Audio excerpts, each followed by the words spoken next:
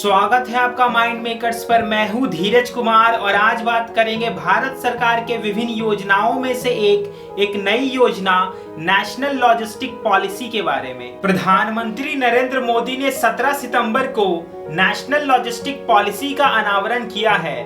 बता दें, इस पॉलिसी से भारत के लॉजिस्टिक सेक्टर को बड़ी राहत मिलने वाली है।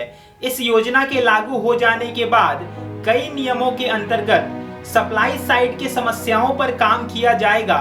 इसके साथ ही ईंधन का खर्च कम करके लॉजिस्टिक कॉस्ट में भी गिरावट लाई जाएगी। केंद्र सरकार इस नेशनल लॉजिस्टिक पॉलिसी पर पिछले 3 वर्षों से काम कर रही है।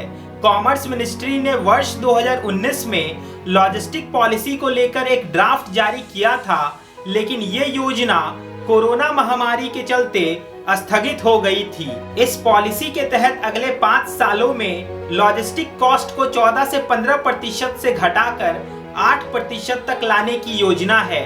इस पॉलिसी का उद्देश्य ये भी है कि भारत में माल ढोने को लेकर सड़क यातायात की निर्भरता को कम करके उसे भारतीय रेल, समुद्री जहाज, रोड और हवाई जहाज जैसे यातायात के माध्यमों का उपयोग बढ़ाया जाए। वर्ष 2030 तक सरकार का लक्ष्य है कि भारत को लॉजिस्टिक परफॉर्मेंस इंडेक्स को लेकर टॉप 25 देशों की कतार में शामिल कर दिया जाए। इस पॉलिसी में 4 अहम बिंदु शामिल किए गए हैं, जिससे कि इंडियन लॉजिस्टिक की कार्य प्रणाली वैश्विक स्तर तक पहुंच सके। इनमें शामिल है digital system, unified logistic interface platform की शुरुआत, ईज ऑफ लॉजिस्टिक में सुधार और सिस्टम इंप्रूवमेंट ग्रुप का गठन। बता दें कि ये पॉलिसी ट्रांसपोर्टेशन कॉस्ट को 6% से कम करके 4% तक लाएगी।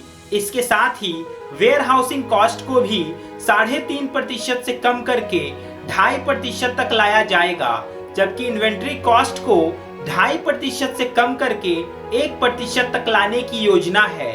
हालांकि ऑर्डर प्रोसेसिंग और एडमिन कॉस्ट को भी 1% से कम करके 0.5% तक लाने की तैयारी चल रही है। बताया ये जा रहा है कि इस योजना के तहत लॉजिस्टिक सेक्टर में आधुनिक तकनीक का उपयोग करके यूनिफाइड लॉजिस्टिक इंटरफेस प्लेटफॉर्म तैयार किया जाएगा, जिससे कि इन लॉजिस्टिक मार्केट को नई दिशाएं मिलेंगी।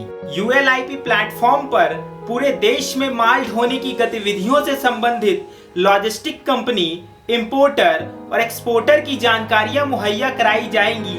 साथ ही इससे कार्गो मूवमेंट क्लियरेंस में मदद मिलेगी। आर्टिफिशियल इंटेलिजेंस और ब्लॉकचेन को भी प्रमोट किया जाएगा, जिससे कि भारत के अव्यवस्थित लॉजिस्टिक मार्केट को काफी मदद मिलने वाली है। नेशनल लॉजिस्टिक प्रोजेक्ट एक नेटवर्क प्लानिंग ग्रुप और सर्विस इंप्रूवमेंट ग्रुप का गठन करेगी, ताकि मंत्रालय का आपसी तालमेल बना रहे।